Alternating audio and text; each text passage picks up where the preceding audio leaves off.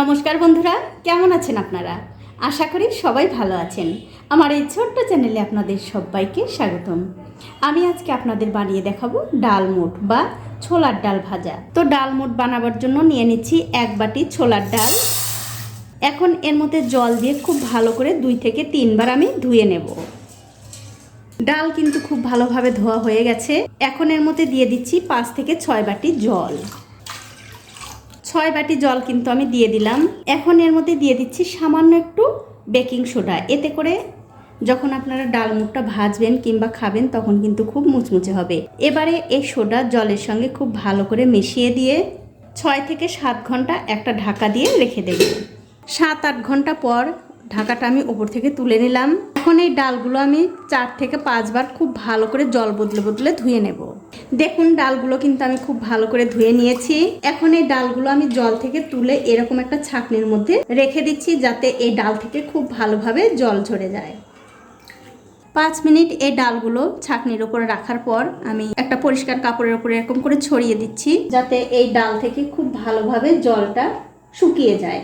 অবশ্যই কিন্তু এই ডাল থেকে একটু ভালো করে জলটা শুকিয়ে নিতে হবে। দরকার হলে এরকম আরও একটা পরিষ্কার কাপড় দিয়ে এই ডাল থেকে খুব ভালো করে জল মুছে নিতে হবে। দেখুন ডাল থেকে কিন্তু আমি খুব ভালো করে জল শুকিয়ে নিয়েছি।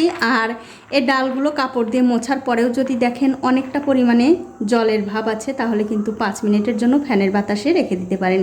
তাহলে কিন্তু ডাল থেকে খুব ভালোভাবে জল শুকিয়ে যাবে। আর দেখুন ডালগুলোও কিন্তু ভিজে একদম নরম হয়ে আছে। এখন আমি এই ডালগুলো ভেজে নেব। তবে তার আগে এই ডালগুলো ভাজার পরে একটা মশলা দিয়ে মাখাতে হবে। তার জন্য আমি একটা মশলা বানিয়ে নিচ্ছি। দিয়ে দিলাম একটা বাটিতে স্বাদ অনুযায়ী নুন, 1/2 চামচ চিনির গুঁড়ো। অবশ্যই কিন্তু চিনিটা গুঁড়ো করেই দিতে হবে। সামান্য একটু লঙ্কার গুঁড়ো আর একটু চাট মশলা 1 চামচ মতো দিয়ে দিলাম। সব শেষে দেব এর মধ্যে সামান্য একটু হলুদের গুঁড়ো। এখন সব কিছু একটু ভালো করে মিশিয়ে নিতে হবে। আর বন্ধুরা অবশ্যই কিন্তু এই মশলাটা আগে থেকেই বানিয়ে রাখতে হবে। তার কারণ হচ্ছে ডালগুলো যখন ভাজবেন গরম গরম অবস্থায় কিন্তু এই মশলাটা দিতে হবে। এটা হয়ে গেছে, এক পাশে রেখে দিচ্ছি। এখন আমি ডালগুলো ভেজে নেব। তার জন্য দেখতে পাচ্ছেন একটা কড়াইতে তেল গরম করতে দিয়েছি। এবারে একটা ডাল দিয়ে দেখছি যে তেলটা ভালোভাবে গরম হয়েছে কিনা। দেখুন ডালটা কিন্তু আস্তে আস্তে তেলের উপরে ভেসে উঠছে, তার মানে এই তেলটা খুব ভালোভাবে গরম হয়ে গেছে। এখন আমি অল্প অল্প করে ডাল এই তেলের মধ্যে দিয়ে ভেজে নেব। আর দেওয়ার সঙ্গে সঙ্গেই কিন্তু দেখবেন তেলের উপরে অনেকটা ফেনা উঠে গেছে। তাতে কিন্তু কোনো অসুবিধা নেই। আস্তে আস্তে এই ডালগুলো ভাজা হবে আর এই ফেনাটাও কিন্তু কমতে থাকবে। আর গ্যাসের ফ্লেমটা কিন্তু অবশ্যই এখন মিডিয়াম টু হাই থাকবে। আর বন্ধুরা আপনারা বুঝবেন কেমন করে এই ডালগুলো ভাজা হয়ে গেছে। যখন দেখবেন এই ডালগুলো তেলের উপরে সবগুলোই ভেসে উঠেছে, তখন বুঝতে হবে এই ডালগুলো ভাজা হয়ে গেছে। আর মাঝে মধ্যেই কিন্তু একটু এরকম করে নাড়াচাড়া করে দিতে হবে। দেখুন 2 থেকে 3 মিনিট এই ডালগুলো ভাজার পর সবগুলো ডাল কিন্তু তেলের উপরে ভেসে উঠেছে, তার মানে এই ডালগুলো হয়ে গেছে ভাজা। এখন খুব ভালো করে তেল থেকে তেল ঝরিয়ে তুলে নিতে হবে। দেখুন তেল থেকে তুলে কিন্তু আমি খুব ভালো করে তেল ঝরিয়ে নিলাম। এখন অন্য একটা প্লেটে রেখে দিচ্ছি। আর এই একই রকম করে কিন্তু সবগুলো ডালই ভেজে নেব। দেখুন একই রকম করে কিন্তু সবগুলো ডাল আমি ভেজে নিয়েছি। আর এই ডাল ভাজাগুলো খেতে যাতে আরও বেশি ভালো লাগে, তার জন্য আমি ভেজে নিচ্ছি কিছু চীনা বাদাম। অবশ্যই কিন্তু বন্ধুরা এই বাদাম ভাজা দেওয়ার চেষ্টা করবেন, তাহলে এই ডালমুটগুলো খেতে আরও বেশি ভালো লাগবে। দেখুন বাদামগুলো কিন্তু আমি খুব ভালো করে ভেজে নিয়েছি।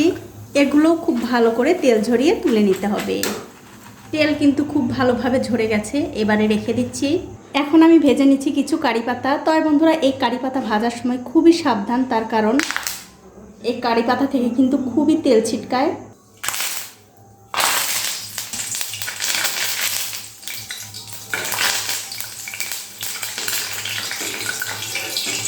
কারি পাতাও কিন্তু ভাজা হয়ে গেছে। এখন আমি এই ডাল ভাজা আর বাদাম ভাজা একসঙ্গে মিশিয়ে নেব। তবে বন্ধুরা এর মধ্যে অবশ্যই কিন্তু আগে থেকে বানিয়ে রাখা সেই মশলাটা দিতে ভুলবেন না, তাহলে কিন্তু খেতে একদমই ভালো লাগবে না। মশলাটা কিন্তু আপনারা আপনাদের স্বাদ অনুযায়ী দেবেন। সবশেষে দিয়ে দিচ্ছি একটু বিট নুন।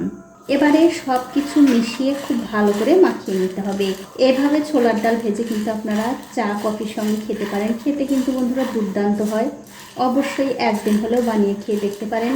আর আপনারা হয়তো ভাবছেন এত তেলে আমি এই ডালগুলো ভেজেছি, ডালের মধ্যে মনে হয় অনেক তেল আছে। তো বন্ধুরা, এই ডালের মধ্যে কিন্তু একটুও তেল নেই, দেখতেই পাচ্ছেন আমার হাতে কিন্তু একটু তেল লাগেনি।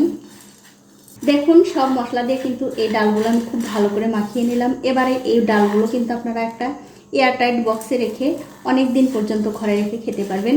তো বন্ধুরা, আমার আজকের এই রেসিপিটা আপনাদের কেমন লেগেছে? যদি ভালো লেগেই থাকে অবশ্যই একটা লাইক, কমেন্ট আর শেয়ার করতে ভুলবেন না।